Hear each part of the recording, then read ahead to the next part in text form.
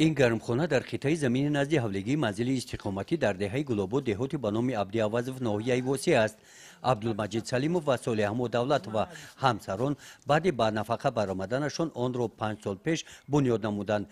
اینجا با مهنت حلال نه تنها وقت خود را خوش میگذرانند، همچنین از برکت زمین گرمخانه رزق روزی پیدا میکنند.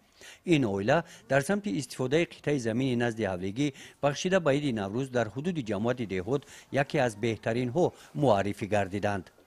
این زمین یک دو سه وسیل میگیریم، کوبل میکنیم و نمی کلوق میشه ودرین میشنونیم در کلوکو، خیلی در زمین چی میشنونیم میبندیم، حرارش میکنیم بو میشود خیلی بزرگ میبریم، میوه نایخونه میخرم، نمی بو زلن میکنیم، پامیدور گونی میشنونیم.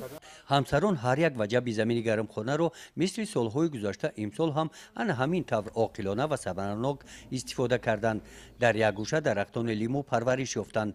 در پهلوی آنها این کبودی ها که پرورده های قلمفور و بویمجان، پامیدور و بلگری می باشند، آنها رو از تخمی تا این سطح رسیدن با مهنت، تأمین گرمی و غذای درست و سری وقتی زمین پرورش کردند. زندگی مونده خیلی نمی کمبودی و اینمی بچه زن میتیم، اینا دخترو را خیلی خونه دور کردیم، خیلی با اینمی زندگی در کور میوی و اینمی برای خیلی مردک این کور بس کده خودم نیگه چی پنسیونر شدیم دیگه میره میکنیم میخریم اکا.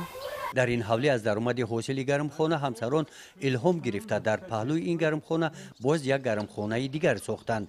برای استفاده زمین هر دو گرمخانه ها با راحت وقت می‌یابند. گزارش خواجه نظریف خدای نظر ظهوروف از ناحیه واسع برای برنامه اطلاعاتی نوید.